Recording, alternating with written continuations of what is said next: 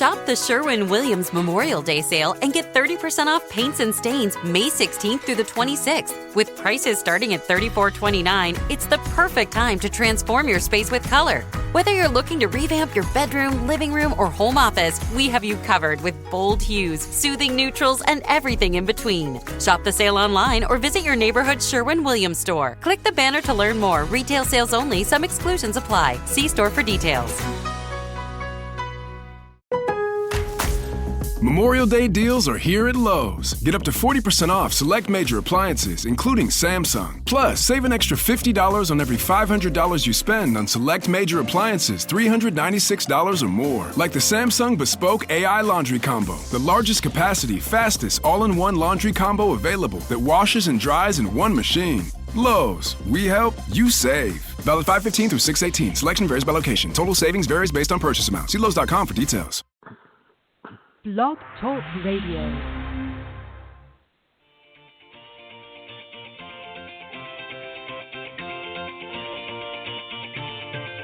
Good evening and welcome to Golf Talk Live. I'm your host, Ted Odorico, broadcasting live every Thursday, 6 to 8 p.m. Central from Panama City Beach, Florida, home of the world's most beautiful beaches. I want to take this opportunity to thank everyone for joining me on my weekly broadcast. Every week, I'll feature some of the best instructors, coaches, authors, and entrepreneurs in the golf business today. I begin with a great discussion on Coach's Corner, followed by an insightful interview with my special guest. So let's get started by introducing tonight's Coach's Corner panel.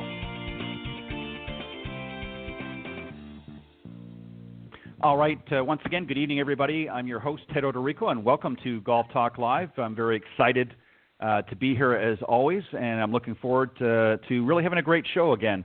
We're going to be starting off in just a moment with the Coach's Corner panel. I'll introduce tonight's guest panelists in here in just a moment. And then a little bit later on in the show, on the second half, I'm going to be joined by my very special guest, once again, Dave Shultz. He's the CEO of Nextlinks. He's going to come and give us an update on what he's been doing this last season, getting ready for some really great stuff happening on his neck of the woods. So we're going to get caught up with him on the second half of the show. But let me remind everybody, of course, that Golf Talk Live is brought to you by the iGolf Sports Network and Golf Tips Magazine. iGolf Sports is a live stream broadcast and media production company providing top quality programming designed to attract the golfing enthusiast. And of course, Golf Tips, the game's most in-depth instruction magazine, offering insightful reviews on the latest equipment, tips from top PGA and LPGA teacher professionals, all designed to help improve your game from tee to green. So subscribe today. Go to golftipsmag.com. And just a quick side note for those of you that are tuning in for the first time, you can really get a number of different options once you visit the site, golftipsmag.com. You can get multiple years, of course, subscriptions, but you can get a print subscription only. You can get a print and digital subscription, and now available is a digital-only subscription. So there's lots of different options, and you can get multiple years as well if you want to save a little bit of extra money. So make sure you check it out, golftipsmag.com. All right, I'm going to bring on the guys and gals, if you will, on the show, on the Coach's Corner panel. Let me introduce them. First up is John Hughes. He's a PGA Master Professional and Honorary President of the North Florida PGA section, and he's also a award recipient of the 2013 PGA America's Horton Smith Award.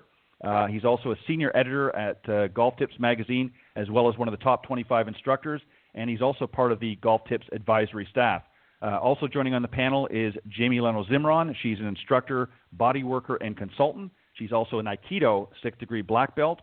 She's a Class A LPGA teacher professional, a corporate and conference speaker, executive trainer and coach, and speaker for Vistage International and TEC Canada, which is the executive committee. Rounding out the panel, of course, is Brian Dobby. He's a PGA teacher professional at the Trump National in Bedminster, New Jersey, formerly at the Montclair Golf Club, where he spent 18-plus years and won 5 New Jersey section awards. The latest was the 2020 Player Development Award, and he was the 2012 Teacher of the Year and has been ranked number 7 in Golf Digest Top Teachers in New Jersey. So, guys and Jamie, welcome to the Coach's Corner panel. Thanks, Ted. Very happy to be here. All right, appreciate it. All right, we're going to talk about a few different things. I'll just kind of give you a heads up. Normally I don't do that, but I'm going to do it tonight because we're going to be covering a few different topics tonight. First and foremost, we're going to talk about junior golfers, and there's a few things we're going to talk about that. Then we're going to talk to, and funny enough, one of the panelists on here tonight actually submitted a great article on a site I came across, and it is on some questions, 9 recruiting questions that you might be asked when applying for college golf scholarships. That, of course, was by John Hughes. And then also why you should golf for business. We're going to talk about business golf a little bit as well. So we're going to start off with the junior golfers, and that's sort of a general, again, these are sort of questions before a junior might pick their summer tournament. So obviously I know we're coming out of summer right now, but we're thinking about in the future. And I'm going to start off with the order that I introduced everybody. So, John, I'm going to start with you. And this is a question that might be asked, and whether it be by coach, might be a parent, what have you, and that is really have they developed or have you developed ball control? Because obviously if you're going to get into the junior golf ranks, you've got to have some control because you're going to compete against some of the best in those categories. So talk about that. That's a question that's going to be asked by multiple of different people, and it's something that the junior has to keep in mind. Why is that important, do you think? First off, Ted, thanks for allowing me to be part of the broadcast tonight. It's always a pleasure. Brian, Jamie, looking forward to a great hour of discussion with you guys. Ball control, it's everything at the elite ranks, and it's a growing process, whether you're 2 years old or 20 years old. Learning to control your ball flight, control the curvature, those kinds of different things is sort of the mark of maturation, I could say, for you as a junior golfer. And what it also shows a golf coach, a collegiate golf coach, is that not only are you well educated with how to control your golf ball, you've actually practiced it. And the practicing of it just can't happen overnight. You may have a natural ball flight, the tendency of your swing path and face and all the other parameters that we measure with flight scope. But for you to play the opposite, you got to go out and practice it. And for you to pull it up on command is even better. And that takes even more practice. So being able to control your ball flight is actually telling a college coach, it's telling any coach that not only are you committed to your game, but you're spending the right amount of hours. You're balancing yourself out to be able to be a well-rounded golfer and not just a one-dimensional golfer. It sounds like a really simple answer, and a simple answer a lot of people are going to tell you is more about how to hit certain shots. But when it comes to being recruited and finding the right coach, it's telling a much deeper story than you realize. Yeah, I couldn't agree more. And I think it's important, again, obviously, for junior golfers, there's going to be, like anything, there's going to be some limitations. But I think if you want to be competitive in the junior ranks, especially if you want to get into some of the summer tournaments and so forth, you've got to have a certain level of control. Otherwise, you're not going to perform very well. And there's a difference. I mean, obviously, we want juniors to go out and have fun in that. But if you want to be more competitive, and if golf is something, especially if you're have initial aspirations of maybe getting into a collegiate program or whatnot, you've got to be you've got to be able to test your mettle against some of the best in the country, and especially now with so many overseas golfers coming in and applying for scholarships and things like that. You're now you're not just limiting to the kids that are here in the U.S., but you're now competing against international talent as well, which elevates the stakes a little bit higher. Jamie, another question that one might ask of a junior golfer, and might even ask themselves this if they really are serious about getting into some sort of a summer program or junior program of tournaments, and that is can you consistently break 75 on your home course? If you're playing at a golf course that you regularly practice on, is score something that really matters at this point?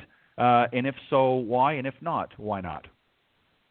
Score obviously matters in order to be competitive. And, you've got to do some research, what are, other kids in your age brackets and historically in this tournament or that course. There's a lot of factors that go into it. But you want to have some level of knowing that you're competitive. But I also think that for junior golfers, competing is not always only about winning, right? I mean, the experience is so tremendous, and there's so much to learn. And to have experience in competition, under pressure, different golf courses, meeting other kids, other cohorts. I mean, these are all elements of the experience. So, I don't think that score is the only factor that the junior player or their parents, honestly, should be looking at in terms of deciding whether they can compete or not or ought to go to a tournament. So that's kind of what I would say there. And it depends on the kids' goals. And, have they competed before? Are they moving up along the way, right? So that's when, a score has a different weight depending, I would say, on the situation. And I just want to say a little bit, if I could add a little bit more about the ball control. Sure. And, and the experience of being out on the golf course in competition. So I think what's so important for junior players is that they're learning. There is so much to learn. And when you learn young, you learn early on, how do you control ball flight? What kinds of adjustments do you make in your stance or your grip or your swing path, understanding face at impact, how that relates to your grip or your stance, all these kinds of things. The basics of how far do your clubs go, what are your distances? And those are changing because junior players are growing, right? That's going to change from year to year or, period of months, half year to half year, whatever. So understanding how you control your ball flight, understanding your ball control on the green, your ability to read the greens, how do you control your distance, what's the size of your stroke and relative to the speeds of the green. All of these factors that go into controlling ball flight, which then go into being able to feel confident as you're playing and ultimately to, make scores. Those things are important. And, I think back on this a lot. I kind of learned those things more by osmosis. I guess I was taught them a little bit as a young player. I mean, when I was growing up, we didn't really have junior programs so much, but I certainly learned those things young, and they never, ever, ever left me. And I didn't really have to learn them so much later on. So I think that all of those things are absolutely invaluable to learn as a young player that stay with you for life, and that when those things are in there in kind of an automatic way, you're just so used to them, you can be concentrating on a lot of other things, and you can actually get good at controlling your ball flight or fading it or drawing it around or whatever you need to do because the elements that go into that kind of control. So I think those things are really important for junior players, and that's the kind of experience that they're getting playing tournaments besides just what their score may be. Yeah, and those are some great points as well, Jamie. Thank you for that because, I think juniors certainly, again, first and foremost, they have to ask themselves the question, why? Why am I here? Is it for fun? I mean, obviously we all want to have fun, but is it for, do I have aspirations of becoming a better player and, advancing the ball, so to speak, no pun intended. But we want to decide first and foremost why we're here and why we want to play this game. And then I think also we have to be careful both for those that are parents and also as the child that there's not undue pressure put on. I mean, yes, it can be very competitive in the junior ranks, especially at some of the younger ages and that because they're all, gearing up and wanting to compete. But at the same time, we don't want to get so much pressure that suddenly the fun has taken out of it as well. So, these two factors, ball control certainly is important, and its score does matter to a point. But again, you have to let the child develop naturally, I think, as they go along and sort of, not succumb to some of the natural, pressure tendencies that we quite often see.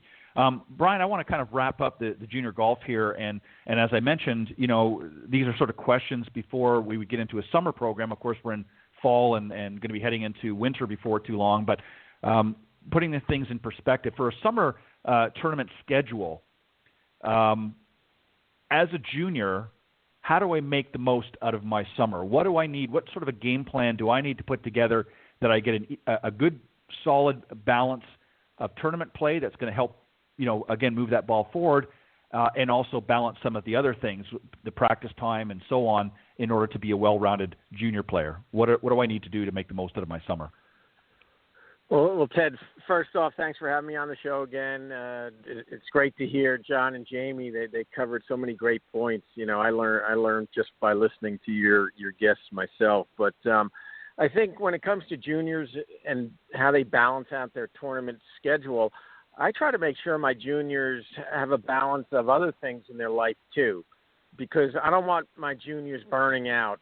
There's so many tournaments now, especially here in the New Jersey section to play in. It can get overwhelming where these kids are playing 4 or 5 days a week all through the summer. And I see a lot of them burning out.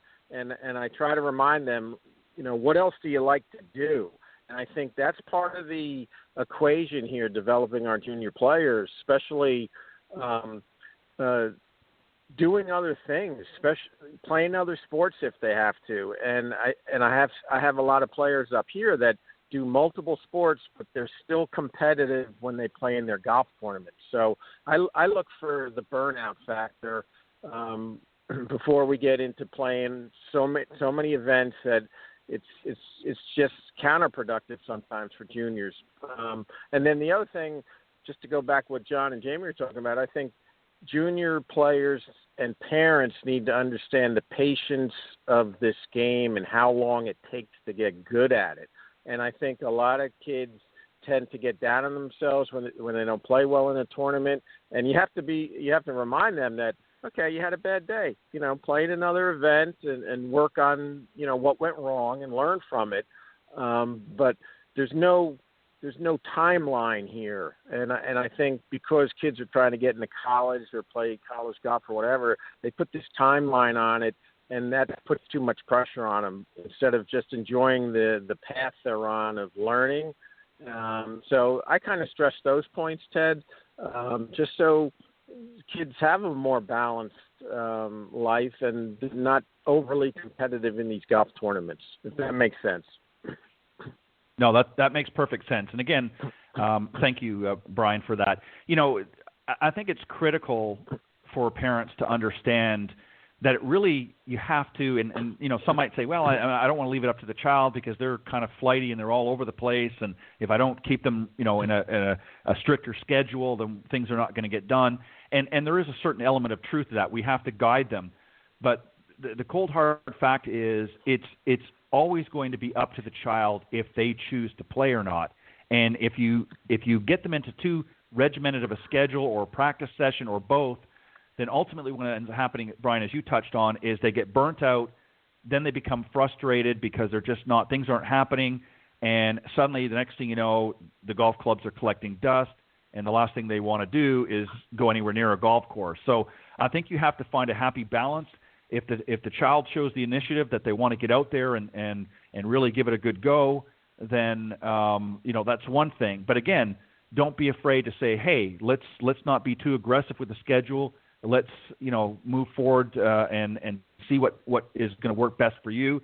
And if you find it's not enough, then we can ramp it up a little bit. If you need to back off, we need to do that too. But ultimately, the parents need to be supportive to whatever the child feels is going to work best for them, because ultimately it's their junior program that they're getting into. So some great answers, guys, in all areas. I appreciate it. We're going to move on to a little further down the line, if you will, to college golf and particularly scholarships. And John, these were some questions that were put back, as I mentioned to you, or I mentioned at the opening. These were 9 recruiting questions, and these are questions that golf coaches are going to be asking. And I just want to, we're not going to get through, there's 9 of them. We're not going to get to all of them because of timing, but we'll get to a few of them.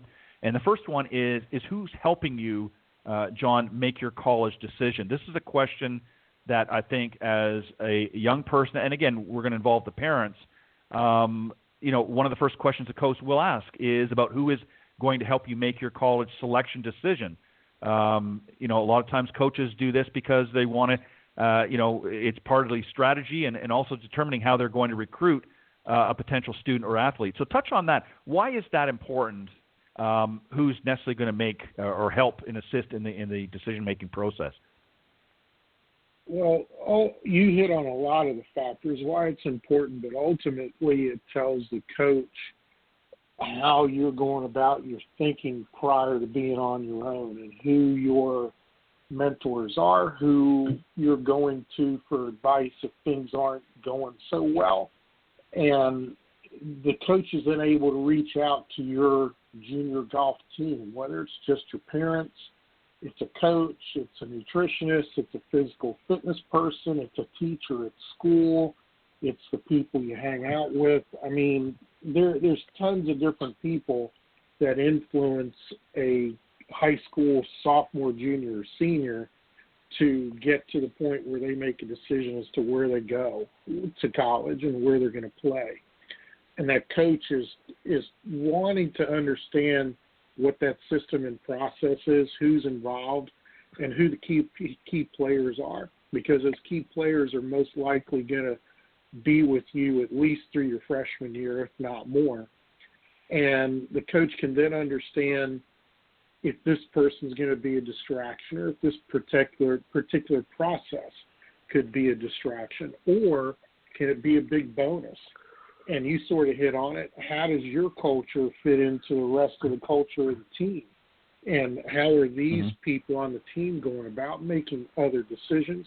But I think the ultimate answer to that a junior golfer can provide a coach, which really says a lot of things when genuinely delivered, is ultimately, coach, it's my decision based on what I want to study and what I want to be at the end of 4 years.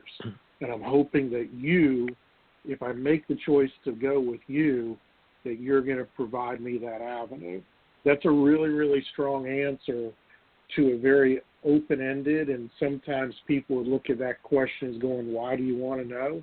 It's an important question, and the stronger you can answer it at the end after giving the different parts of the chessboard of yours to the coach, the better. Yeah, and I think also just going back to what we were just talking about a second ago is, obviously parents are going to be involved in that process. But, I think if, and I know many coaches can attest to this, sometimes if you've got overly aggressive parents and pushy parents and sort of dominant parents in the process, that's a signal too, I think, for a lot of coaches to say, well, wait a minute, let's make sure that this is really what the child wants, excuse me, and that they're not being, unduly influenced, too much here. Let's find out. So it's good to know who that child is being surrounded by and what the process has been thus far, because that's going to tell a lot about the type of student athlete that they're going to be dealing with, should they be successful. Jamie, I'm going to wrap two questions into one for this, again, just for ease of time in that. The second question on here was, how are your grades and SAT scores? And then the third question was, what is the most important to you in terms of both academics and your golf game? And, of course, these are questions, again, that a college golf coach might ask a potential student applying for a scholarship. So touch about, why would they want to know, who cares? They're coming out to play in the golf team, does scores and grades, whether it be SATs or otherwise, why would that be important? What is the coach trying to find out there? And then also they're asking from a student's perspective, really which of the two is most important? Is academics and or your golf game? Which is where their priorities? You want to touch on both of those? It's an interesting question because, in a sense, you can kind of worry, is that sort of a trick question from your coach, right? You may assume that the coach wants to know that you're just going to be gung-ho for your golf, right? And that's going to be kind of, maybe the top priority because you're talking to the golf coach, right? And they're worried about their golf team, and they want to know your commitment. And, of course, they want to know your commitment. But I think that it's really important to be honest. First of all, you have to be honest with yourself.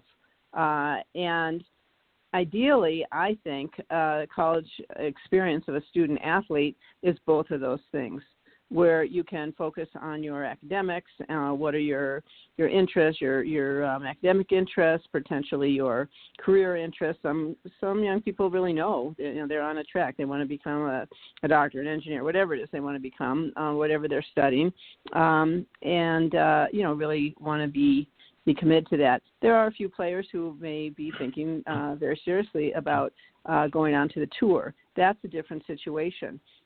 when you have players who really feel that that's their goal, that's their interest.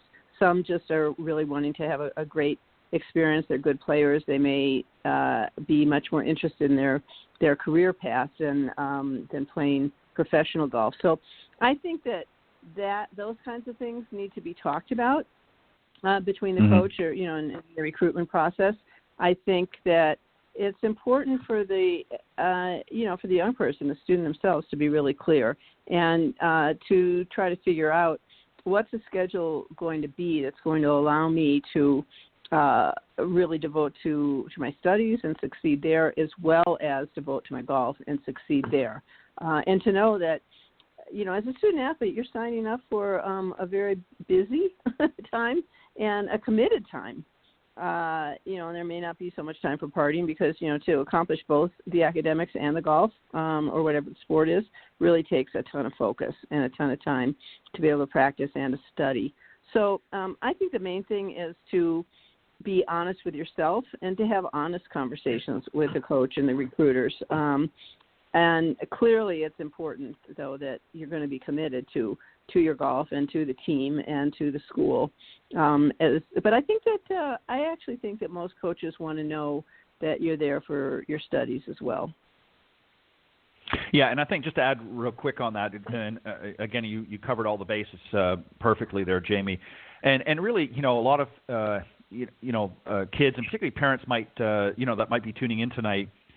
The real key reason why they want to understand, or a couple of the reasons they want to understand about your scores and your grades is really sort of twofold. First and foremost, it gives them an idea of how you perform in the classroom, gives them an idea if you're dedicated. If you're dedicated to your studies and those are important to you, then you're more than likely going to be dedicated and wanting to get out there and give your best, out in the golf course. If you're just sort of if you're just sort of willy-nilly, in your classroom, don't really care, and you're all there about the golf, which they love. They want you to be there about the golf, but it also gives them an indication of how you work through the process. And then the other thing as well is eligibility issues. I mean, if you're great, you've made the golf. You got to keep up. Right, you've made the golf team. Mm-hmm. Right, exactly. In order to meet eligibility standards, so that's one of the other reasons. But great answers, Jamie. Thank you. Brian, I'm going to come to you again and sort of double up the questions here as far as, getting through this process. So question 4 is, how many tournaments have you played in and how do you score? So obviously they want to get an idea of what you've played in and how you've done. And then number 5 would be, would you be willing to walk on for a year and compete for a scholarship? So that might be a question you might be faced with as well. What are your thoughts here on both of those? And you could do them in whichever order you want. So when it comes to recruiting with the tournaments, I'm sure, college coaches want experience, for players coming onto their team. So I'm sure that's why they ask that question. It kind of gives you a background of, the experience a player has right there, because if a player does particularly well in tournaments, they're going to tell you about it or have some kind of resume. So I'm sure they look at that. And Ted, the other question, I'm sorry, the second one was? Oh, the second one, would you be willing to be a walk-on for a year the walk-on. and compete for a scholarship? Yeah. You know what, that'd be a great question to ask a student coming on board that, the coach probably thinks they have a chance to play, but it might challenge that player to maybe step it up a little bit, or maybe the coach sees some hidden potential in a player that maybe didn't have a good tournament resume or whatever. I look at that as a motivating question. And, if a kid has some fire to play, a question like that's not going to turn somebody that's competitive away. They're going to say, you know what, coach, I want to get on this team. I'll do whatever it takes. And if that's what it takes for me to get on the team, you might find a diamond in the rough that way as a coach, that motivated player. We have a resume of tournaments and what we've done, but can we really measure the enthusiasm and the fire in players? And a good coach needs to bring that out or sees that in players and probably wants players on their team that have that fire to be competitive and improve themselves. So I wouldn't mind that question at all if somebody said it to me, to tell you the truth. Yeah, Good no, question, I think that's a great point. Yeah, no, I think that's a great point because, quite often we look at the, sort of the stars of the team as a college coach, they might look at, what they would consider to be the number one seed on the team. And sometimes those don't always turn out to be the best, in the team format. Sometimes, you look at somebody like a Tiger Woods and some of the others as an example, you look at them in a team format, whether it be in a Ryder Cup and so forth. And typically on an individual basis, they do very well. But, in matches and being part of a team, their record, is much different than what it is when they're competing, individually elsewhere. So there's a lot of factors. And, yeah, sometimes, as you said, you can find a diamond in the rough. One more question before we move on to business golf. And, John, this is going to come back to you. I'll let you finish up here. And that is, which is the ninth question, is what are your practice habits? Obviously, a coach wants to know how often you're practicing and what you work on in order to improve your game. Those are some key things. Touch about about that is why do they want to know what they're practicing on? Well, we want to know how your time management is. There's a lot of things un-golf related, not golf related, that this question pertains to. And I know Jamie and Brian have done a really good job talking about the golf related things. I've been trying to take more of the coaches in. Your practice habits are telling the coach how you balance your time, what you believe to be your strengths and weaknesses, and how you go about your decision making, but more importantly, your problem solving processes to make you a better player. The amount of time you practice, how formatted creatively your practice is, tells the coach how willing you are to go above and beyond where you are right now. But it's also the question, if answered erroneously, that could be the biggest thorn in your back the first day you're there, because if you're not practicing to the answer you provided that coach, it will become readily apparent within 5 minutes of being on the team. So it's a question, I think, that's really got to be answered truthfully and non-embarrassingly, meaning don't be embarrassed if you don't put a lot of practice to it. You're not showing off. You're not showing ego if you're doing a minimal amount of practice and getting where you're going. But if you answer the question that way, don't be surprised if that coach is going to try to inspire you and in some cases mandate you to bring your level of practice to another level. Because if you're just sort of guiding, coasting around, then it's time to pick it up. You've made a decision to go on to the next level. It's time to pick up your practice habits. For those people who are telling the coach what they're doing to practice, and maybe your skills are borderline, or your scores are borderline, or your grades are borderline, the coach says, come on with me. What they're basically saying is, I accept what you're doing, and I'm going to help you make it that much better. You've got to be open-minded to that, because if you come in closed-minded, then it's going to be a very short-lived relationship being on that team. The coach is there to help you, and basically the relationship, the handshake you've made is to have that coach help you, and you've got to be willing to let that happen. Yeah, it's important, I think, for any, youngster, whether male or female, that wants to, go for a golf scholarship. There's obviously, scholarships out there to be had, and I think this is something that you have to really factor in. So having these questions, and John did a good job for those of you tuning into the show that maybe are just coming on the back end, I'll give you very quickly where you can find them. It's at the Hacienda golfclub.com website under the golf blog, and the head of the post is College Golf Scholarships, 9 recruiting questions. It was posted actually back in 2016, but they're still relevant today.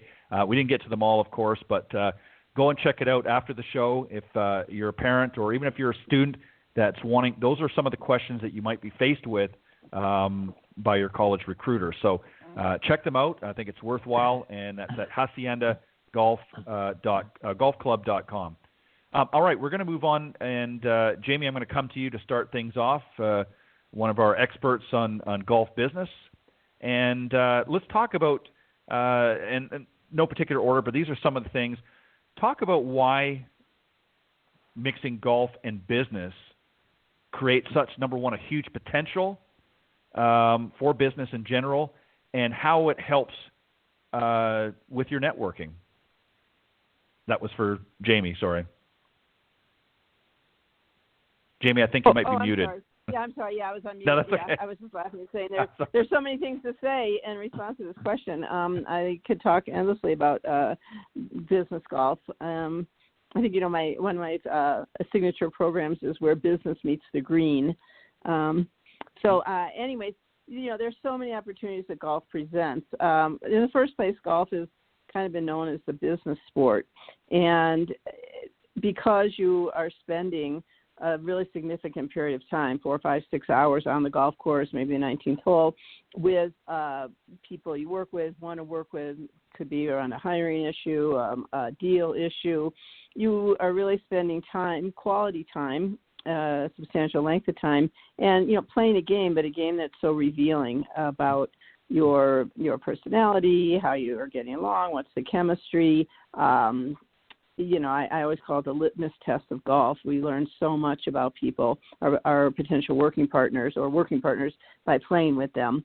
There's a lot there. In terms of networking, golf tournaments and charity tournaments have just, exploded in probably the last decade or two. There are just so many events, and you don't even have to be a good golfer because they're, generally speaking, scramble tournaments. But, you have to be good enough to play and hold your own and contribute to the team.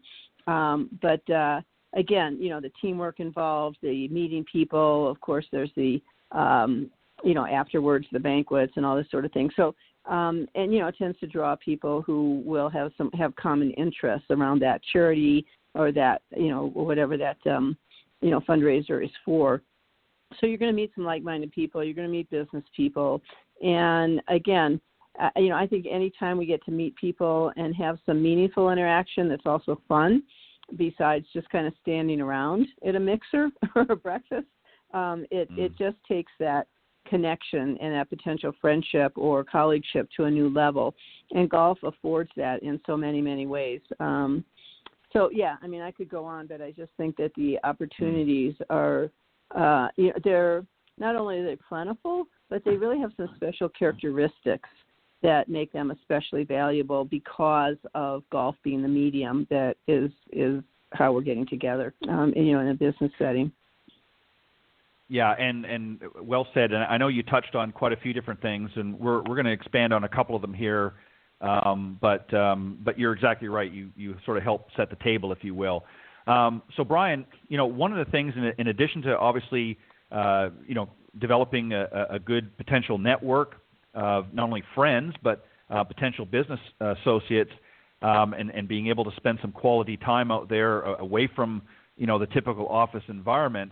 One of the things too is, as Jamie sort of alluded to, and that is really it's sort of a character preview for golf for business. This gives us an opportunity to kind of, whether it be 4 or 5 hours, depending on the circumstances, gives you an idea of who you're golfing with, and is this somebody necessarily I want to do business with? Maybe touch on that a little bit. Some of the opportunities that we can learn and gather as a business person that we could learn from playing with some of our clients or potential prospects. Ted, great question. It just reminded me of a story. One of the members at one of my last club I worked at told me that he's a big golfer, that his interview process, he would always ask the new people if they played golf. If they said yes, he would take them to play golf, and that was the interview. And like Jamie was saying, so many things are revealed on a golf course during a round of golf, but that was his litmus test for, are we going to bring this person in? And Jamie mentioned the chemistry and stuff to the company. And I thought it was the greatest idea in the world. So, I think it goes hand in hand with finding out what type of person you're dealing with, what their personality is, how they handle the ups and downs in a round. And as we all know, a golf round gives us all these different emotions. And, in that 4 or 5 hours of playing, you're going to find a lot about that person's personality. The other thing, after listening to John and Jamie, that I want to bring up, since we were talking about junior golfers before, I tend to stress the importance to my juniors how golf beyond their competitive days will help them in the business world, especially the female players that I teach. I've got 2 daughters myself, and I'm always stressing to the female juniors that, golf can open up so many doors for you in the business world when you complete college or whatever your path may be. And I think that's another selling point for golf when we're trying to grow this game. It's not just the competitive side for juniors, but also the business world. It's a great way to form relationships, and as we know, we need that in the business world and beyond. So I think it's just great. I agree with all the things everybody said. Oh, yeah, I really want to. I would just so emphasize what you're saying. That is so true. You're just at such an advantage if you've got. In fact, we had a Stanford golf reunion. We've been having them recently in the last few years, and I was on the range with several women, business women, and they played college golf. They did not go on to play tour golf. That wasn't their interest, and they didn't necessarily feel they were that good. But boy, they had some great golf swings and a great golf game on them, right? And I interviewed them really because I was so curious from the business golf point of view how their golf proficiency had helped them in the business world. And I mean, they just went on. It was just they were at such an advantage because they have a great golf swing and a great golf game in the business world. So what you said is so true there, and it's really good to let our junior players know that. It's not only about going on to play the tour. The advantage that you're at in the business world is huge if you've got a nice golf game. No doubt. And so value added. Ted, one more thing, being up here in so close to New York City and all these companies and Wall Street and stuff, I see how the outings and stuff are run here. If you're a good player and you work for one of these companies, you're like almost a god when it comes to these tournaments and stuff. And for women out there that play a really good game, the doors just open up for you in the business world. It's seen everywhere. So, kudos to anybody that's playing. Yeah, and let me just add to that, because that was a point I was going to make, and then, John, I'll move on to the question I have for you as far as business golf. I've actually had a couple of young ladies as guests on the show that we touched on this very same thing. They had never played golf, and they were introduced to golf. And one of the reasons was, I say this jokingly, but, the typical Monday around the water cooler or the coffee machine or what have you, or copier machine even, discussion, the guys would come in and they'd be talking about the golf game that they played on the weekend with their buddies or a friend or a business client. And many, in this particular case, both of these young ladies, kind of wondered, scratched their head and said, well, wait a minute, they kind of felt left out. And they got introduced to the game, and they went out there, and they, just to the points that both, Jamie and Brian, you've mentioned, is they've now been able to realize, it's not just going out there and playing golf. There's a lot of great benefits. It's fun, and it can, be a great way to get out there and have a walk or what have you. But it's opened so many doors business-wise for both of these young ladies now. So you're exactly right. I think for many women, it is a great opportunity, not just to go out and socialize and have fun, but if you're still involved in business, whether your own business or you're working for a company, you don't have to be a great golfer. You can go out there and certainly take some lessons to help improve, but you can be a part of it. And, John, that brings me to the final question, and that is, really character building, golf for business. So many people that are not involved in it, there are so many benefits, and I know we've touched on a few of them, but this is one here that really has so many possibilities. Maybe you can touch on a few more and maybe even expand a little bit on what I was just talking about, but really developing, sort of a better approach. And also I want you to maybe add in there, for those that maybe don't necessarily want to play, one of the great things about golf tournaments that are put on by companies, a lot of employees feel left out because they don't play golf. There's opportunities for them there as well. Maybe you can touch on a few of those that they can be involved. Sure. Let me touch on that first, and I'll provide a story as far as building character and doing things differently that golf allowed someone to do. From the typical format, the typical thing that a business golf outing plays is a scramble. It's 4 people. You're hitting a ball from one place, everybody from the same place, picking the best one, picking all the others up, hitting another one from there until you hold a shot. And when I've played in business, in corporate scrambles, there's always a need for a great putter. And a very basic beginner, when I've done beginner clinics, I've emphasized this, especially on the business end, that, hey, if you can be a great putter, no one on the team really cares what you do the rest of the time because you're contributing. You're contributing to maybe a weakness everybody else has. But the way you handle your role is going to determine how people think of you. So if you're an absolute beginner, you've never played before, but you've taken some putting and chipping lessons, and you're just the happy-go-lucky person who's sort of looking like they're tossing a few back, but not because you're scared to death or nervous, but then you get on the green and you're able to contribute. And that's really the key, is to contribute in some way, and you're just delighted that you have. Male, female, old, young, doesn't matter. You're going to have a blast playing corporate business golf, and that's what it's about. It's going to pull out the shyness of you and make you a more personable individual. It's going to do all those things for you. But from a sales end, from a client relation standpoint of view, I want to tell a story about a young man who a few years ago said, John, I really need help closing business. I know you just wrote a book about this for Golf Digest schools. I know you teach Business Golf 101 for Golf Digest schools. I need some help. I can't close deals. I'm like, okay, no problem. Let's go out and play. I'll take some notes and see what I can help you with. So we play 9 holes, and the person's constantly asking me, what's going on? Why aren't you helping me? I'm like, well, I'm taking notes. So I need to see the notes. No, you're not going to see the notes. At the end of the 9 holes, you'll see the notes, and we'll work on these things.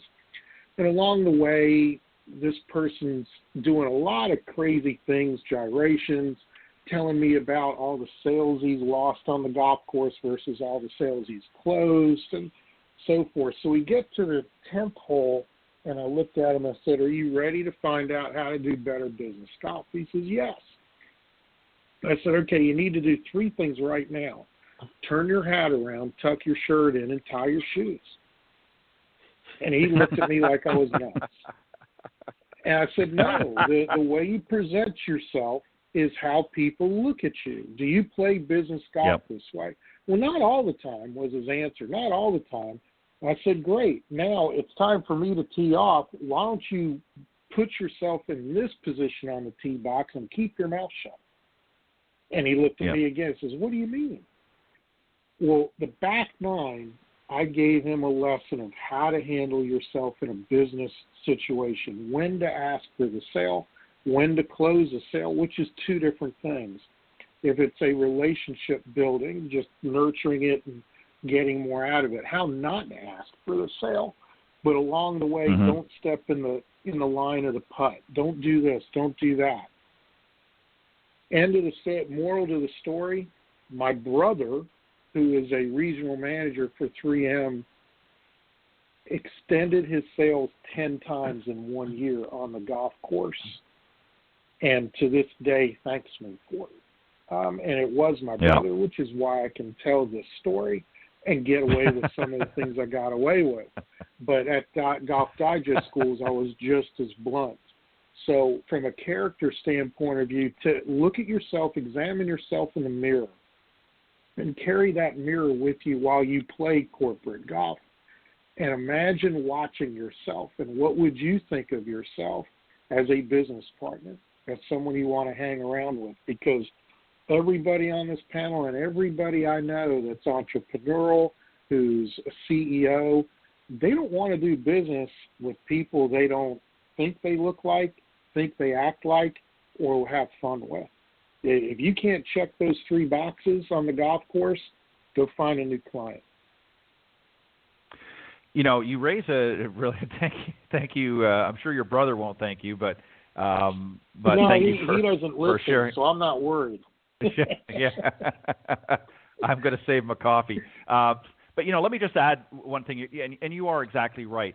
You know, what people are that play golf, you know, certainly not very well, let's say, and I'll use them as an example, but want to introduce it into their business life.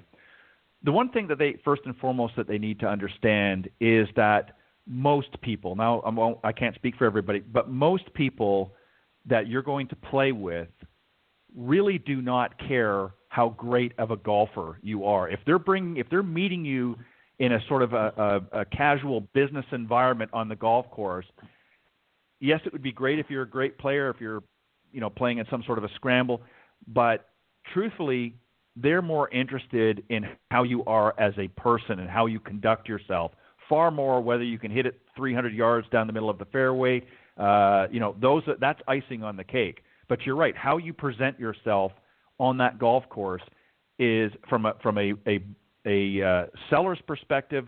I want to know if I'm selling to somebody how they conduct themselves, whether I want to do business with that individual or not. Because I can tell you quite often, I've blown off a number of deals over the years on the golf course with prospective clients simply because how they conducted themselves. Because I thought, if you're cussing and cursing and doing all kinds of dancing on the thing over, you know, a missed putt, is that how you run your business?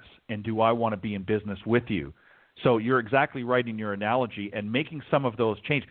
Do you have to be perfect? No. But you have to have a certain amount of integrity and a wherewithal about yourself, because first impressions, unfortunately, in this world are very true and accurate. And if you present yourself as somebody who is overbearing and bullish and whatnot, and, you know, full of yourself or what have you, that's going to be a turnoff. And, you know, whether you are a perfect putter or you can strike the ball 100%, most people that you're going to play with from a business standpoint really don't care. If you're a good golfer, that's a bonus. But they just want to know how you're going to conduct yourself on the golf course, because it's going to tell them how you're going to conduct themselves in business. And I think that's really what it boils down to. And I think that the advice that you gave your brother obviously paid off and served him well. And he certainly was right in thanking you. I think we've pretty much wrapped things up as far as questions, unless anybody else wants to jump in and add any further thoughts on what we talked about tonight. Jamie or Brian, anything further that you want to add to tonight's discussion? I've got a question for Jamie, if I can ask one. Sure. Jamie, when Ted introduced you, he said you were 6-degree black belt in Aikido. That's correct. Awesome. I used to take Aikido myself. I loved it. And my question to you is, you know, how long did it take you to get to that level? Well, honestly, I've been golfing since I was 7, and I've been training in Aikido since I was 21. So you can do my math on my age here. I'm very young for my age, but I've been training for 45 years, I think, in Aikido. And, I opened my own Aikido school when I was 25 rather than go the tour route. I was actually ranked in the top 10 as a national junior golfer, you know, back in the kind of earlier 70s with Amy Alcott was a good friend, and Hollis Stacy, and Muffin, Spencer Devlin, all those folks. But I was accepted to school at Stanford, didn't have a golf scholarship, and that's when I started training in Aikido. And I've literally taught and trained all around the world. We helped introduce Aikido to the Soviet Union back in the Gorbachev era and the Middle East.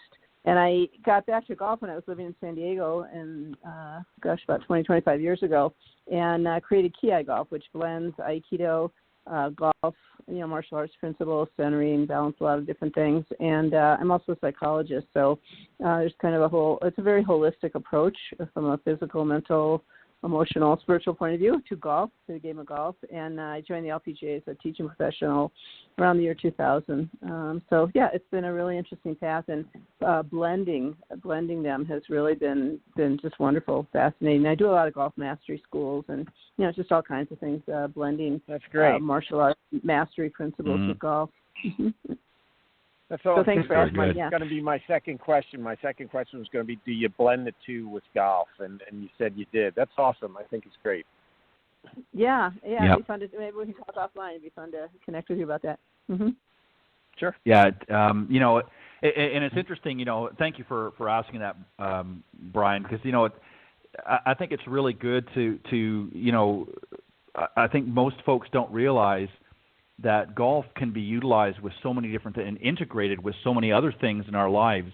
And I know we like to talk golf up a lot, and that's what we do as instructors and fans of the game. But for those, especially during these difficult times with the pandemic, as I said many times, golf has really gotten a booster shot of sorts through this, and it's really been introduced to a lot of people that normally might not have gravitated to golf. And my hope is that the industry as a whole takes advantage from the standpoint that says, okay, now that we've got these folks that are coming out to the golf course and coming for lessons that maybe have never had in the past an interest, what can we do to continue to keep them interested in game? And one of the things is integrating it, much like Jamie does with her Aikido and other parts of the business world and so forth, that it can be a part of. It doesn't have to replace necessarily anything. It can actually be a greater part of something else that you're already doing. So that's one of the cool things about golf is it's very easily integrated with so many other factors. But guys, I want to thank you very much. I'm out of time, and I want to give you just a quick moment. If you want folks to be able to reach out to you, the best way to do that, John, I'm going to let you go first, then Jamie, and then Brian. Sure. Brian, Jamie, always great to be on the program with you guys. A lot of interesting details and stories. And just like Brian said earlier, listening is really the real key to learning. And I learned a whole lot this evening. John Hughes Golf, that's as simple as it is. Put an ampersand, a hashtag, whatever it is in front of it, or .com behind it. And that's the easiest way to find me. As I've been alluding to most of the fall, all I've got to say is come November 30th, I want you to think of these three letters, IGI, and pay attention to social media, pay attention to a lot of different things going on, because I'm looking at creating a new platform that will deliver golf instruction in a whole new way, and IGI will do it, and hope the listeners of Golf Talk Live come along with it. And always, Ted, thank you for the opportunity to be part of the show. It's always a part of the month that I look forward to. Thanks. Perfect. Thank you, John, as always. Jamie, yourself, what's the best way that folks can reach out? Well, first, I just want to echo that. Thank you, Ted. Thanks to all of you guys. It is really always just an honor and a lot of fun to talk together and with your audience. So they can reach me. People can reach me at my website, which is centeredway.com, thecenteredway.com, or kiaigolf.com, Kiai, a blend of Aikido and golf, kiaigolf.com. Takes you to the same website.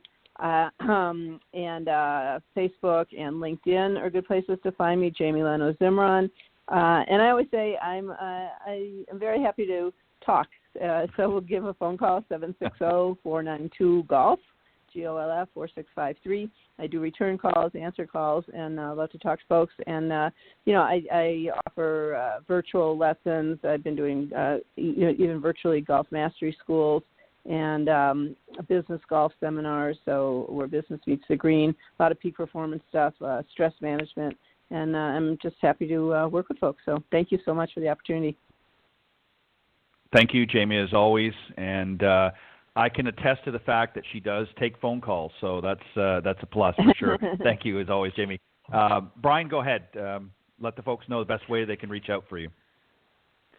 First off, Ted, thanks for having me on the show. John and Jamie, it's always a pleasure. I learned so much. I'm at Trump National in Bedminster, New Jersey. My email is briandobypga@yahoo.com. For anybody listening in the Northeast here, we've got a 24/7 year-round learning facility here at the golf course. It's beautiful. In 2 years, we're going to host the PGA Championship, so that's exciting coming down the road. So if anybody's up this way and want to work on their game this winter, give me a shout. It's great to see everybody. Thanks, Perfect. Ted. All right, thanks. Again, thank you, John, Jamie, and Brian, as always, for bringing your best to the Coach's Corner panel, and I look forward to seeing you next time right here on Golf Talk Live. Thanks, guys. Thank you.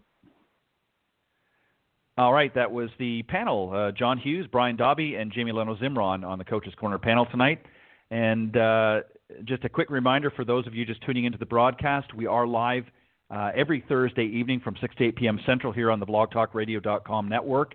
And if you're not a subscriber to Golf Tips Magazine, you might want to consider doing it. A few of the folks that come on the show are actually part of the top 25, John Hughes being one of them.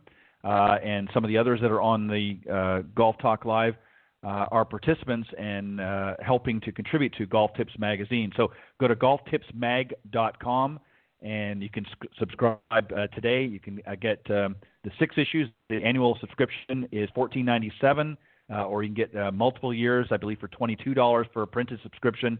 And you can also get a print and digital subscription for those of you like both. And now available for digital only. You can get that as well. Just go under the subscribe button under the print section and just select digital only option under there, and you can get 1 or 2 year subscription. So make sure you do that. All right, joining me this evening is I'm glad to welcome him back. He's been on the show a few times over the years and was actually on earlier this year. Of course, I'm talking about Dave Shultz. He's the CEO of Nextlinks, and let me just tell you a little bit about him. Back in the spring of 2015, Dave, a veteran technologist, followed his passion for golf and began working to realize his vision for Nextlinks, immersive golf experiences designed to make golf accessible to beginners as well as the seasoned golfers. A little bit more about Dave is he spent more than 2 decades as an electrical engineer and operations executive at General Electric. He's an aviation electronics technician in the United States Navy, or was rather, and he discovered a knack for problem solving on the avionics systems of the A-6 and FA-18 aircrafts, and he sort of combined all of that. And his latest project, of course, Nextlinks. We're going to get an update tonight from Dave. So please welcome my very special guest, Dave Shultz. Dave, good evening and welcome. Great to be on. Super, yeah. All right, appreciate it. Well, we talked a little bit earlier in the season, a few months actually. We actually met, and I just wanted to mention this very briefly, but Dave was on my show a few years back, and we had some great conversation then. And then this past January, we met at sort of an after show party, if you will, by some mutual contacts at the PGA Merchandising Show this past January. So we actually met face-to-face, coincidentally, by happenstance, if you will, at that event. And you came back on the show a few months later and talked about what we're going to talk about tonight.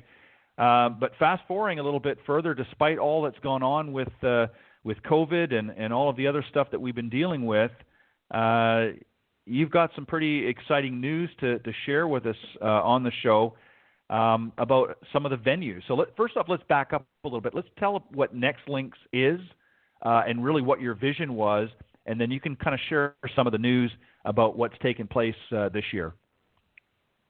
Yeah, no. So yeah, let's talk Nextlinks first. So I can now say it, dude, out loud. So Nextlinks is a sport that we've been inventing for 6 years, and it was designed.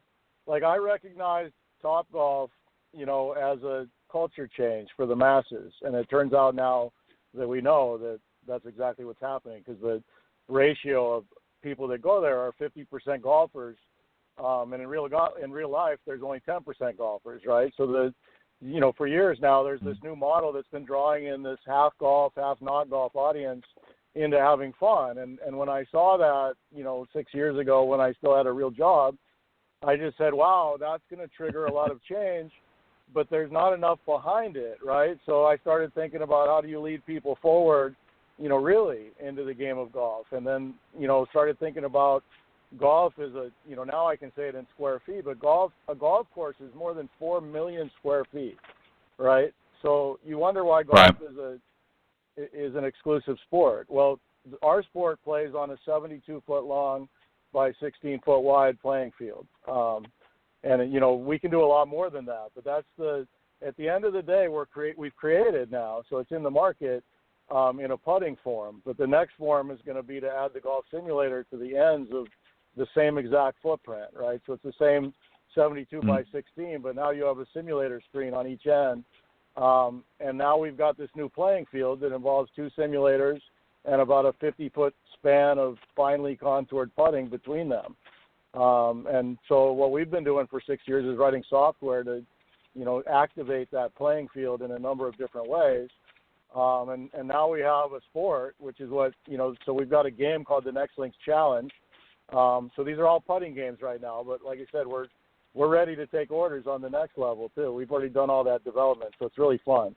But our core game for go ahead. No, go ahead. Please finish your thought, and then I'll.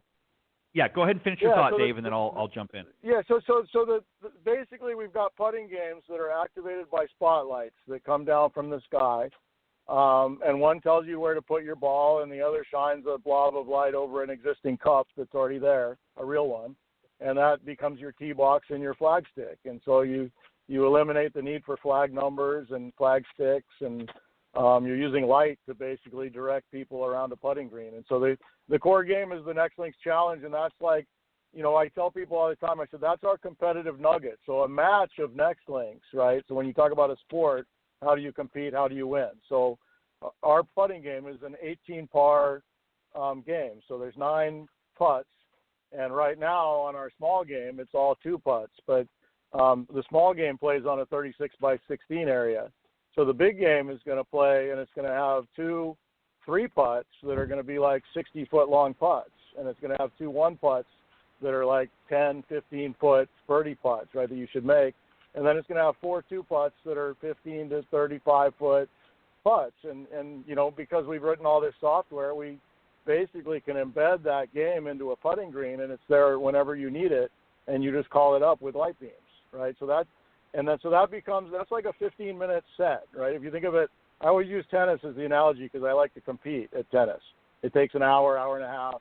You play 2 out of 3, right? So our Nextlinks Challenge it's the equivalent of a set in tennis. And so now you're going to come in with your buddy. You're going to play 2 out of 3 or 3 out of 5. And the best player is going to always win. You can't beat this game. The greens roll 11.5 on the stim meter. They're pure. They're true. They're soft. So that and then on the flip side, we've made all these little fun games, right? Dartboards, shuffleboards, beer pong, around the world, last man standing. These are all games that everybody likes to play, right? And so now you have these fun games that, you make money at night and everybody has a good time, just playing these target-based games that feel like cornhole and stuff, in people, non-golfers, things you do when you're out, hanging out with your friends. And so that allows the operator to make a bunch of money off of F&B. So that's where we're at right now. We got that core the core putting game is now in the market, in a A++ location within, proximity of 3 different Topgolfs. So now I'm just trying to get everybody that's ever been to Topgolf to go to the Revelry. And I'll be here tomorrow night. So I'm here tonight. So let me ask you, because one of the issues, obviously is you've had to spend a lot of time really fine-tuning what it is that you want to do. So you got to that point, and I remember when we talked earlier in the year, you were at the point, okay, now we're this vision is starting to come to fruition, and then obviously, we got hit with this pandemic, and I'm sure that's, in some levels has thrown a bit of a monkey wrench in some of it initially. But you managed to, push through, and we'll talk about, what the end result was. But obviously you had to have seen a little bit of a slowdown in getting it to the market as quick as you would have liked it because of the pandemic. Is that pretty accurate, do you think, or? Yeah, so I was calling everybody, right? So we're sort of, this company that we're partners with, the name of the big company is called Daffy Entertainment, but they run this Revelry. They're grinders, right? Everything you hear about product development and entrepreneurship, it's all real, right? So it hurts to go after a dream. So these guys did it, we did it. We were all in on this place. These guys raised $1 million in the middle of this pandemic to get the doors open. It's crazy. And now everybody that shows up just, it makes them smile. They have a great time. It's just a joyful place. So we got that open, but when COVID hit, I was scrambling like crazy. And I was like, I don't know if these partners that I love are even going to make it, and I still got to survive too. And so I was calling all these competitors of Topgolf, right? So there's a whole bunch of them. You got Keith Blakely's got an amazing project up in Buffalo with Encore Golf. That project's gonna start to get funded because of all this market conditions. This Topgolf being validated by Callaway is a massive thing, right? So the entire 6 years, there was no access to any of the data that Topgolf had, right? They were a private venture. You don't have to share it.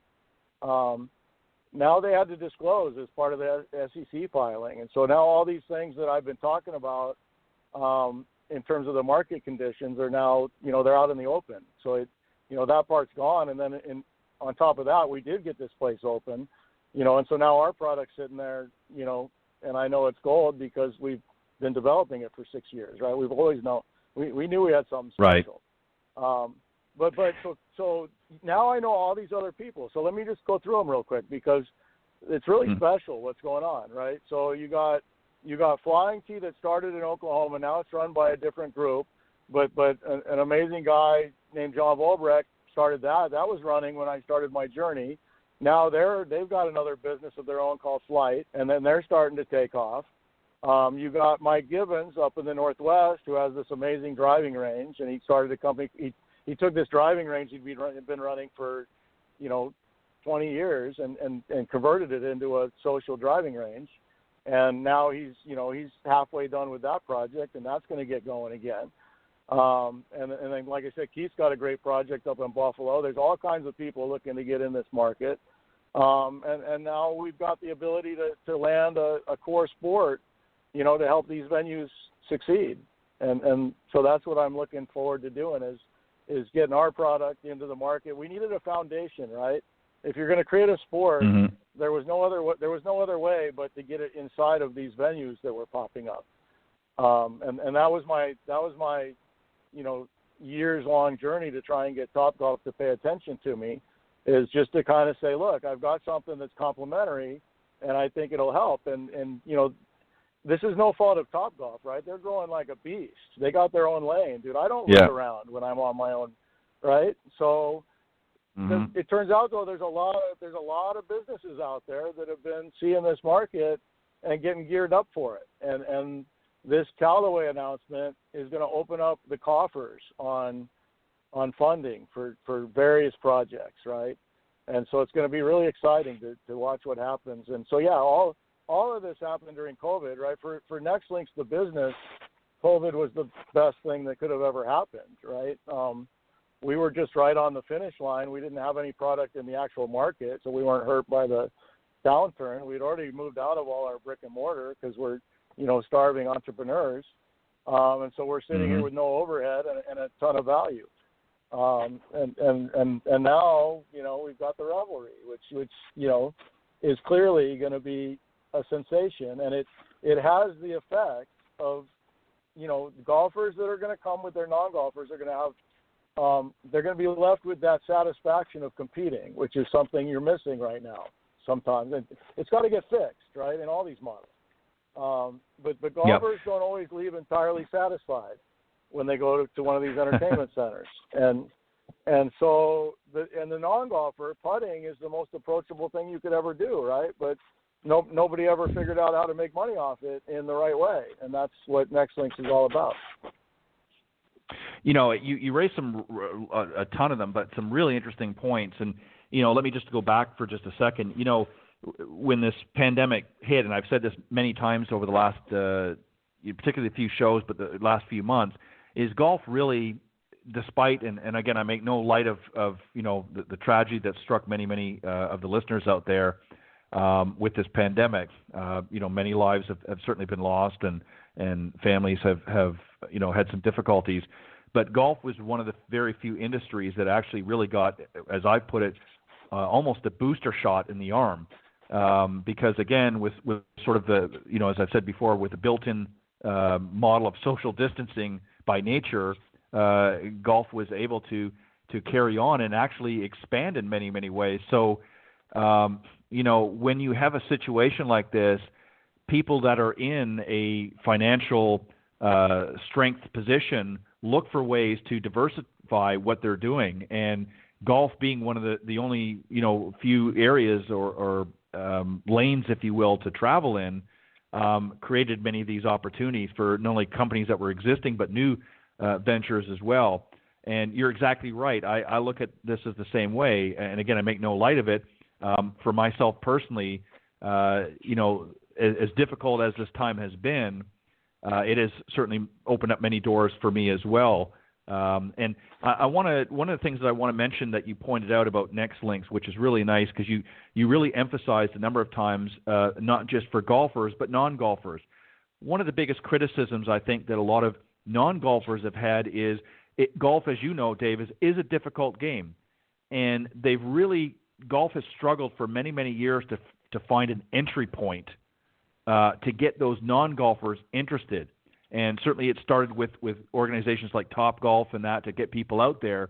But yours has actually sort of taken it even to another level because, again, you're right, putting is an easier access point for people to get into because everybody can putt. Not everybody can hit the golf ball very well. But most people have been to a putt or something growing up. And so, and again, you're adding an entertainment value. So you're getting them interested, but you're doing it in a creative way, and I think it's really, really fantastic what you've put together. And I know a number of people that I'm involved with that have sort of followed you on this journey have pointed out the fact that they're really excited for you and what you've put together. And before we talk a little bit more about Revelry, and I'm going to get to that in a second, is you really hit the nail on the head, and that is people just want to go out and have fun. They want to have a good time with friends and family, and not everybody has the skill set at this point, necessary to be even a good golfer. But everybody can pick up a putter and head out to a Nextlinks location, as they more and more become available, and get together with friends and play some different games that they're familiar with, on a putting surface, if you will, in a futuristic way. So what's going to grow out of that is people that get brought in on that level are now going to be able to turn around and say, what else is out there in the golfing world that I can get, more into the game. So you've kind of planted that seed through your product, if you will. And you mentioned Revelry, Hold on. Yeah, go ahead. Ted, so let me just jump in because it's pretty incredible. So the reason I'm out here today is because I was touring some people, right, that might be business partners in the future, and they're all single-digit golfers. They're low handicap golfers, and so we're playing Nextlinks Challenge, and I'm showing them the stuff, and it's serious. And 2 courts over, there's a couple on a date, and it's this like probably a 19-year-old guy and his 17-year-old date, and he was kind of on his phone, and she was putting the game, and she made like a 20-foot putt when I was watching her. And, these are 11.5-centimeter greens. These are country club quality greens. And so she dropped that putt in, and I've never seen anybody jump higher. And then I'm sitting there, I'm just watching this whole thing transpire right in front of me, as I'm competing in a serious way next door. And that's what 6 years of software and 155,000 lines of code will get you. Yeah, exactly. And that's my whole point too, is that you're introducing really golf in a fun way to people that may not normally, and this is really, in my opinion, is a very crucial time for golf because, as I said, during this pandemic, golf has really benefited in many, many ways. Most golf courses around the country have experienced quite a bit of growth in their play, but even many of the professionals, including the group that I had on before you, have noticed a big jump in their lesson, in their lesson booking. So it's been a blessing to golf. So this is the time for us to really capitalize and say, okay, what can we do to not only get more people here, but what can we do more importantly to keep them interested? And the way to do that is to offer multiple options, not just out at the golf course. That's something that ultimately we would love to get them to do. But what other avenues are there out there? And you guys have come up with something here with Nextlinks that has done that. So let's talk about you were finally able to get it officially launched. You've been working on it for a long time. You've got it out in Mesa, Arizona. Tell us a little bit about this facility. And I want to point out before you do, one of the really interesting things that I liked, and as I said, I've sort of followed it along, is a lot of times when these types of adventures happen, you kind of see, here's the idea, and then you finally see the final product. You went a step further, and you posted a lot of imagery of really the down and dirty of putting this together, building the green, building the process. You posted a lot of videos and pictures on various social media so people could kind of feel, hey, we're part of this too, watching it happen. So tell us about that a little bit and about what the end result is out in Mesa. Yeah, so the end result is just amazing, right? So under this canopy is a 20,000 square foot area with like a 40-foot tall canopy, big fire pit in the middle of it, bandstand. Tomorrow night they got a live band for 4 hours, all playing in the middle of this 20,000 square feet. And on each edge, 10,000 square feet of that is our putting experience in 14 different game zones.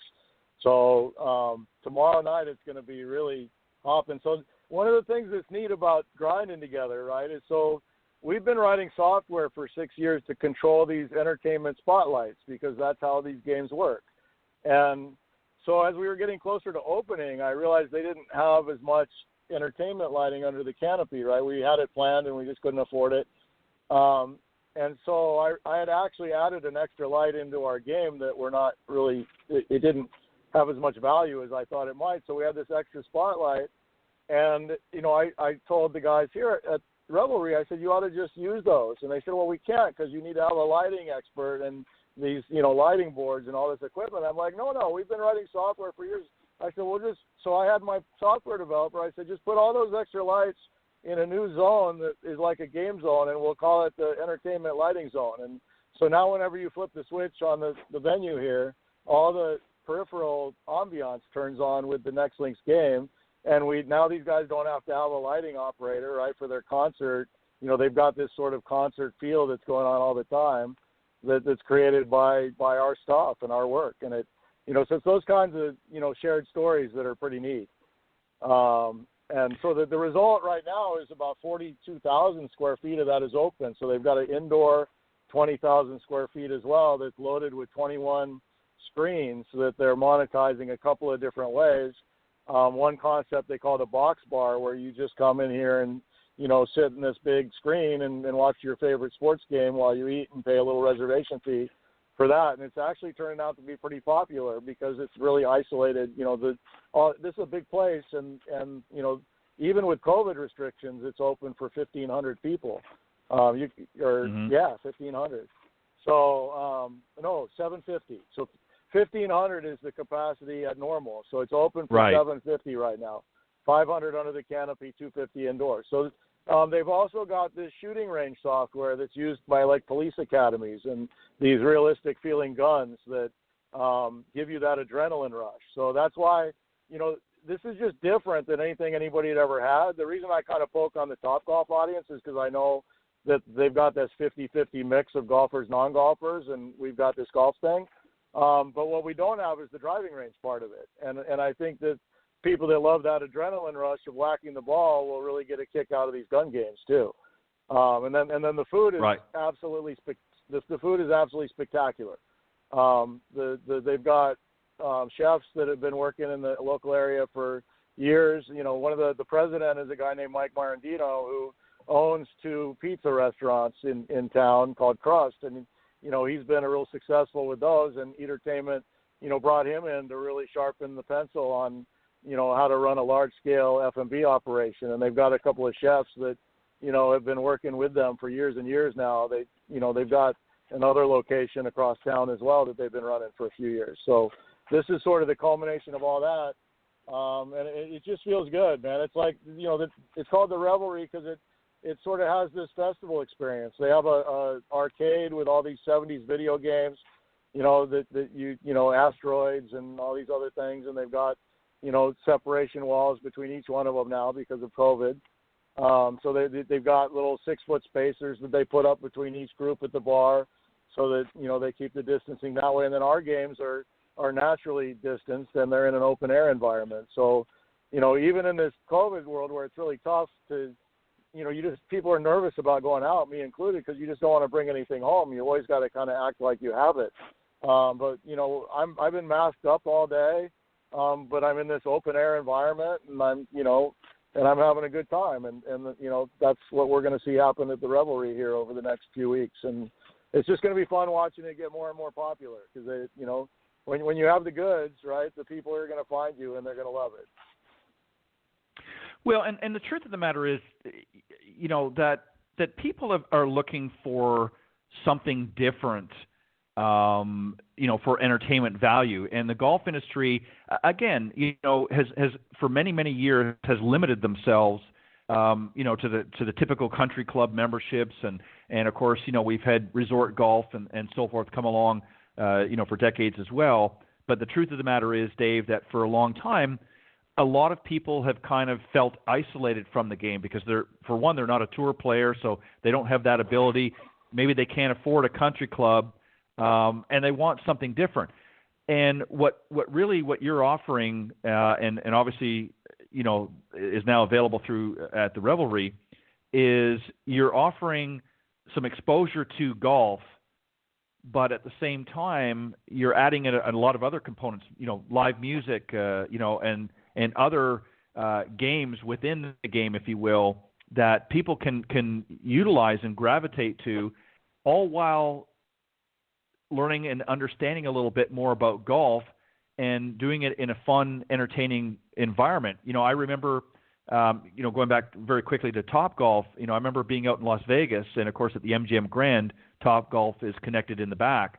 And, I mean, I can remember, you know, heading out to the pool one day, and there was a lot of noise coming out. People were having a good time and a lot of fun. And I can guarantee you, as you pointed out, not everybody is, you know, a consummate golfer, but they were in an environment that, you know, exposed them to golf, and they're having a good time. So they're going to remember that, and it's going to spur that interest to want to maybe pursue that end as well. Well, so that's why all along, Ted, it's been so. You know, remember, if you go back, I mean, I had a big vision, right, from the start, right? And I knew how to deliver it, and I knew I had to come up with this minimum viable product that would, you know, be scalable. And so now we got them, but I also knew I had to get them installed in a real hub environment, right? So now we're there. We're getting into these entertainment venues. You know, so now we can start spreading this out into the country clubs. I mean, this is like tennis before there was tennis courts, or you know, Skittles used to be the original bowling game before Brunswick made software and made it fun for everybody, right? Back in England. Mm-hmm. Yeah, exactly. So, and I mean, yeah, and you know, we talked about this the last time you were on. You alluded to it a little bit today, and that is, you know, it's not just your typical, you know, hitting some putts into a hole, you know, practicing your putting. You've got some games. I mean, you've added through the digital end of it and through the lines of code, as you said, thousands and thousands of lines of code. you've got some typical games that you might find elsewhere that you've incorporated in this. So for those that might be familiar with that, that's alone is going to draw people in that maybe have no interest or no, exposure to golf. So I just go back. So I made a comment about this on LinkedIn the other day. The thing that I didn't anticipate that's really joyful to see is when these non-golfers get on a lightning fast putting green with a real golf club and a real golf ball, it just creates this natural respect for the game, right? The first time you hit a golf ball on a fast green with a real club, and you've never done it before, you hit it about 1,000 miles farther than you intended, right? That's your first. It's like, right. What happened, right? And then you watch the learning curve accelerate so quickly, and so I'm watching these people that have never golfed before get good at these games, and as a result, they're getting really good at real putting. I mean, this is a sport. And I've gamified the playing field by day and night or by night, right? But it doesn't change the fact that every time you're stroking the ball with your putter, you're rolling a ball across a lightning fast putting green that feels like $1 million under your feet. You can't. That never gets old. So we had it in the lab for 2 years, and then we had to shut the lab down because it lost its purpose, right? So I always miss the game. I'm like, I can't wait until we can get the game back. And then Indian Wells with Shots in the Night, we got halfway there, and what an incredible incubator to make sure that, we could really tune all that stuff in and really attract the non-golfer to the game.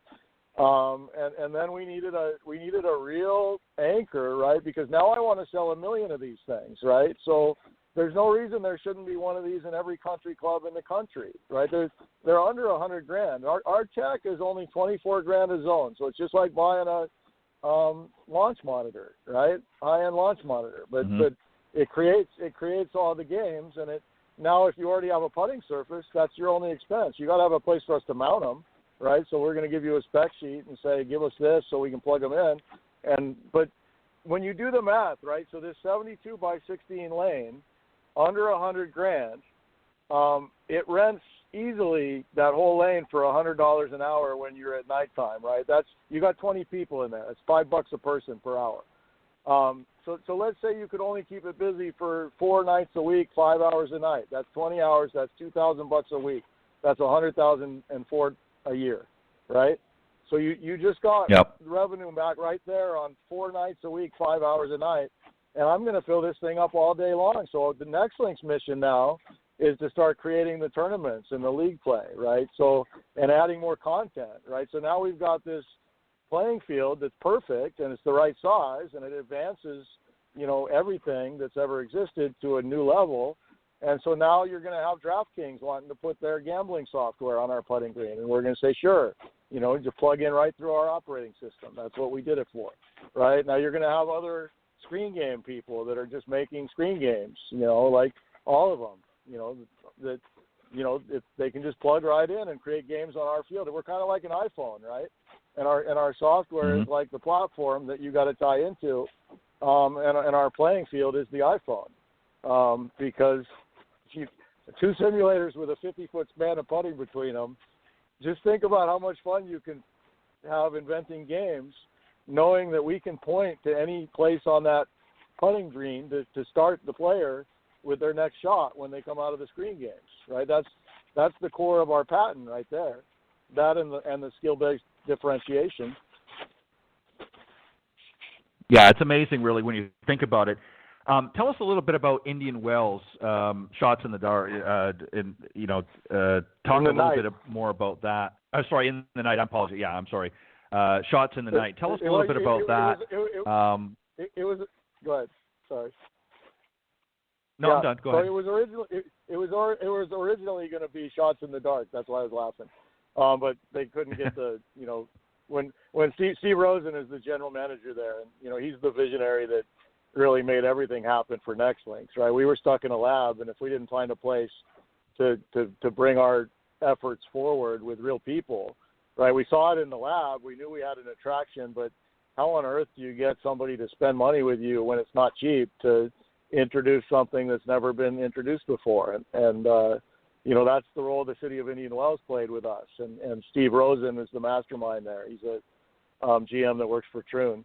But he and the team came to the lab in Santa Ana, and they could feel this mood, right? That's why I'm excited about our nightclub lights that light up the sky too, because our mood kind of carried from the lab into Indian Wells, and now it's carried back into the Revelry, and so there's a feel as well that we've managed to create around this putting green, like an energy or an ambiance. And so Indian Wells was the field of dreams, right? They spent I'll never get tired telling this story. So they spent $500,000 with us, right? And that had to get approved by the city council. This was a public-private partnership. So at the meeting, we thought we'd done all our homework. We bought this expensive video. We tried to get everybody on board, and we thought we had 4 of the council members locked in. And the topic before us was short-term rental income for housing owners. So short-term rental income, that's like Airbnb, right? So you got these landlords that own these houses, and they're renting out their property, and the city's collecting like $300,000 a year in tax revenue because of that. And so you would think they'd be really happy, but all the neighbors of all these Airbnbs weren't happy, right? So the city made a decision to walk. Yeah, the city makes a decision to walk away from this short-term rental tax revenue, and the only people that are at the meeting are the homeowners that wanted it to go through so they could keep making money. And then the next topic was, let's spend $500,000 on something that's never been done before on our putting green.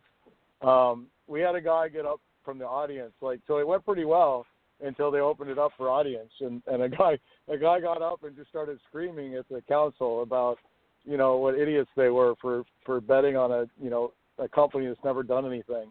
So anyway, the mayor cast the deciding vote. We lost 1 vote, so we still got it through 3-2.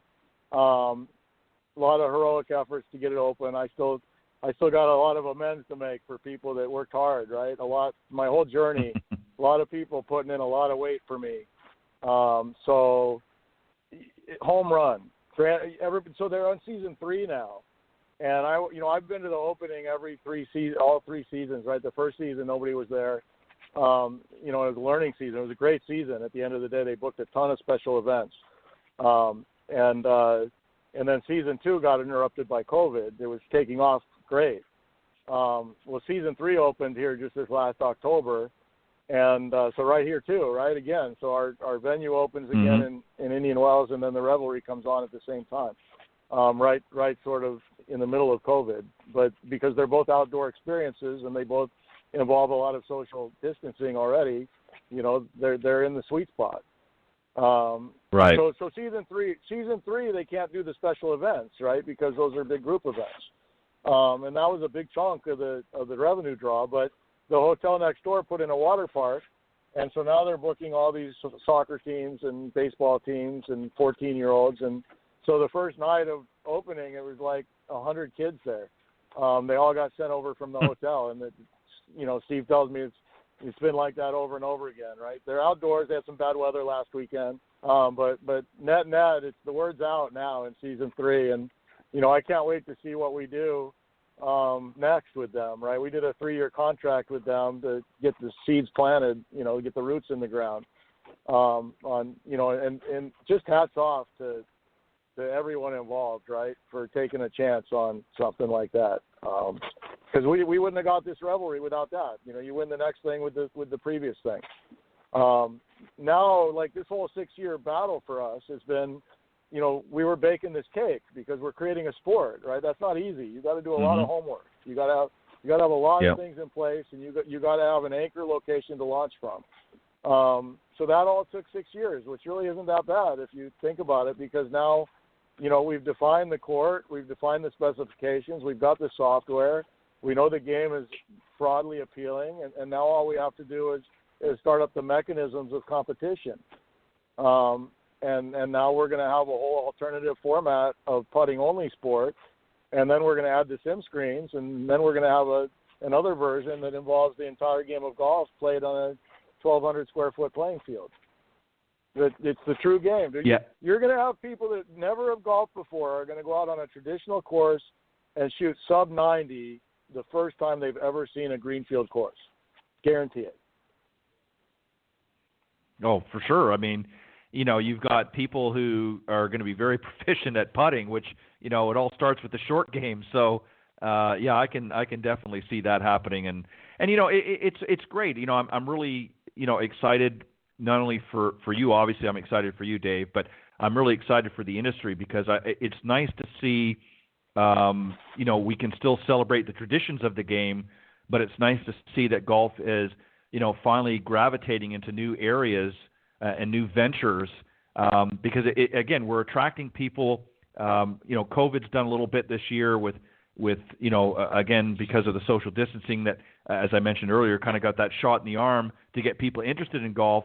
And, over the last several years, organizations like Topgolf and whatnot have introduced people as well. And now the next, part is Nextlinks has now come out and taken it that step further, in creating a different model that people have not really seen before. And again, you're introducing it to a level of people who, for those that are golf enthusiasts, are going to get excited about it, and those that are not at this point golf enthusiasts or just new to the game or don't understand the game are going to get exposed to it as well. And there's a little something for everybody there. And the fact that, again, it's going to build a lot of traction once the word, as you said, gets out there. All the heavy lifting, as you put it, has already been done. It's now a chance to sort of sit back and watch it unfold. And I'm really excited about it for, as I mentioned, the reasons. But I'm excited to see, as we move forward into the next year, 2021, how much is going to unfold. Let me ask you, as we get close to our time, it's hard to believe we've almost blown through the hour. But let me ask you, Dave, what's next? Obviously you're working on and expanding and so forth, but is there a project that's, in the works right now that we maybe a few months or half a year or what have you down the road that we can look forward to seeing? No, I think it's way bigger than that now. So there's 100 projects, right? That all have 72 that all have 72 foot long by 16 foot wide areas that they haven't quite figured out how to monetize yet. There's probably 500 projects that are going to close in the next 6 months that have those conditions, right? So we've got a product that fits in every one of those as a, opportunity, and it costs you less than $100,000, to buy it from us. And it's going to start populating, these next versions of courts. And it's going to, now scale time, right? So all this work was about creating a simple enough business model that when the cake was baked, now I could give it to everybody, right? So everything's a win-win now, right? We know how to price it. We know how to monetize it. We know it works. Now you just got to put it next to your sports bar. You got to put it. Think about bowling alleys, right? They could take 4 lanes and just convert it into our thing, and now it's just something new, like you talked about. It's just about pleasing people, right? And so we can go everywhere, and we understand our business. We got into the market at scale, right? That's my life or death journey. Was if I'm not going to create a sport, I'm not doing this, right? So I'm just thankful that I've lived, right? Because I almost died lots of times. So I'm glad I'm alive, and I'm glad that we're going to make it, because I've always told everybody that if this thing makes it, right, it's going to be good forever. This is just the beginning. It was 6 years to just get out of the gate. But now that we're out, we know what we're doing, right? So now we're a rocket ship. We've been over the waterfall for a while. I think 10 days ago, right? So let's just close there. You can't underestimate the significance of this Callaway Topgolf acquisition, right? So you have a company that agreed to take half the value of their stock and give it to another company, and they're taking over the leadership of all of that because they believe that this is the way to attract this audience, and they believe it because it's just a big math equation, because Topgolf just spent 20 years proving it all with data. right? And so the Pandora's out of the box now, right? You can't put the genie back in that bottle. So the ripple effects from that are massive. And there's been a lot of hardworking people that are trying to use this culture change to grow the game of golf, and all of those people are ready to embrace Nextlinks. At least most of all those people. So it's now we're ready to go. I'm just excited to watch it happen, right? So now it's just kind of like you said, the cake is baked. It was either for me it was win or die, right? I'd win or try, whatever. So now I can see it. You can't deny when you're over the waterfall. You're over, right? Right. Now you just there's this rule of success that when success comes, it comes like a waterfall. The bigger your idea, the longer it takes to get to that threshold point. We achieved that threshold point when I saw that announcement from Callaway. And then I realized that both of our venues were open in the same month, and then I already know what our attraction does, right? I already know it. It's not going to happen. It's already happening. It's been happening for a while. Now it's just about delivering this infrastructure quickly, right, so that everybody can take advantage of it. It's never been about anything but that for me. Is I saw a good product to build, and I knew it had massive potential to impact the future of the game of golf. And I love golf, and I was unhappy with my life. So things like that happen, and you go all in on something, and that's what I did. Yeah, and you did it well, Dave. Let me just say that. It's a difficult thing anytime when you start any new venture, but it all starts, like you said, with a vision, and then it's a matter of building the components, adding the right ingredients, and a lot of hard work and a lot of uncertainties along the way. But as long as you keep that vision in the forefront and you keep walking towards it, eventually it comes to fruition. And kudos to you, because it's not an easy thing. I know when we've talked in past conversations, I know that you mentioned there was a lot of hiccups along the way and uncertainties of certain things, and that's with any business venture. There's always going to be that, but you've always stayed strong and steady throughout, even through some of the difficult times. And I think now people are going to see what's really behind all of that. Now they're going to see it for themselves and reap the benefits from it. Of course, as will you. But I think it's great. I think it's fantastic, and I'm glad that you've come on a number of times. But I'm particularly excited tonight you come on and share this.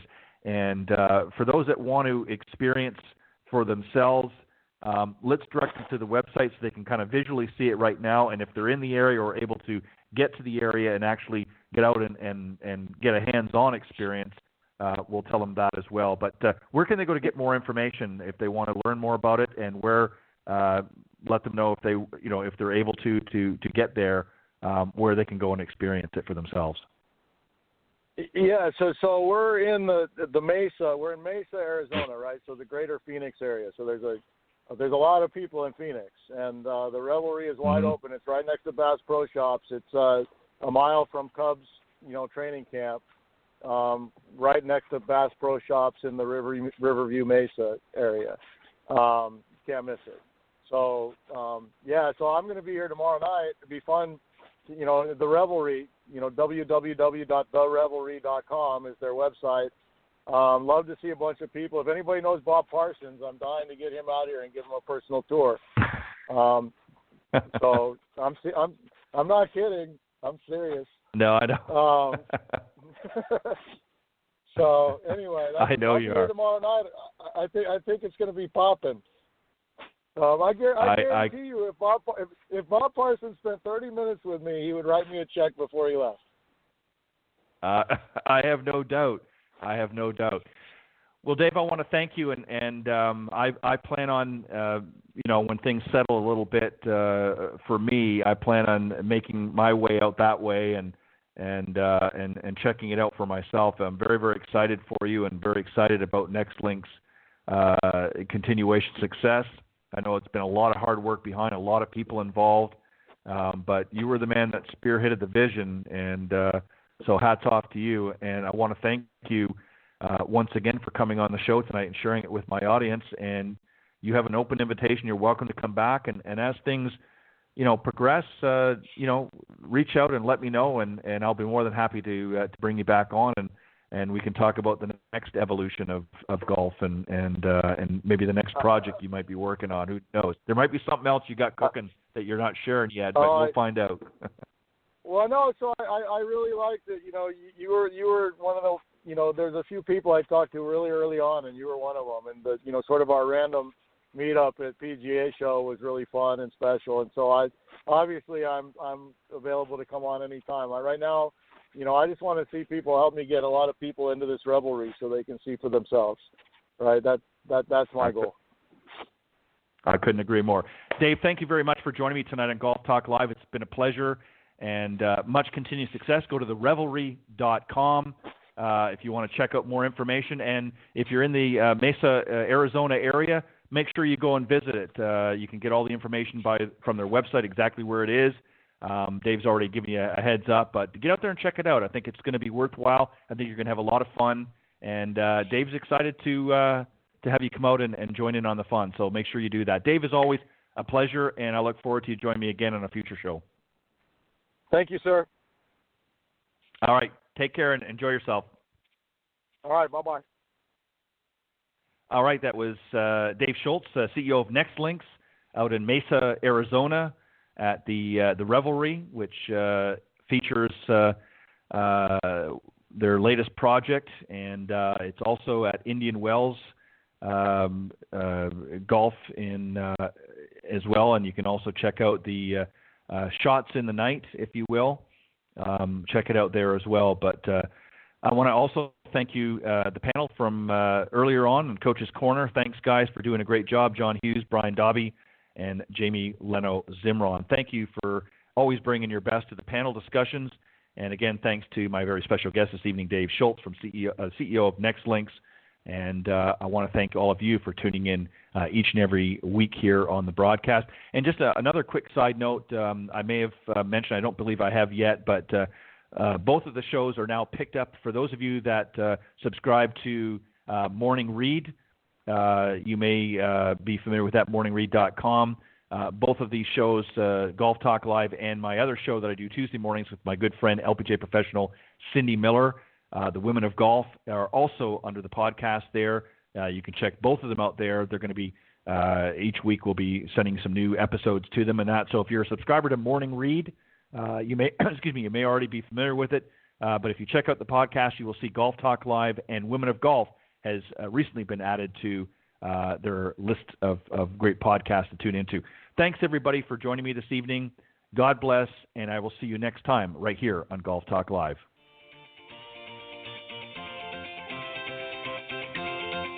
Thanks for listening to this evening's broadcast of Golf Talk Live. Remember to tune in each week at blogtalkradio.com/Golf Talk Live. If you can't join us live, check out the on-demand section for previously aired broadcasts, or listen on any of the following social media platforms: iTunes, Stitcher, TuneIn, CastBox, TalkStream Live, and of course Spotify. To get updates on future shows and upcoming guests, be sure to visit the show's Facebook page, Golf Talk Live Blog. You can also follow me on Twitter at Ted and Buck CEO. Remember to join me live each week for another great broadcast of Golf Talk Live. See you next time. This has been a production of the iGolf Sports Network.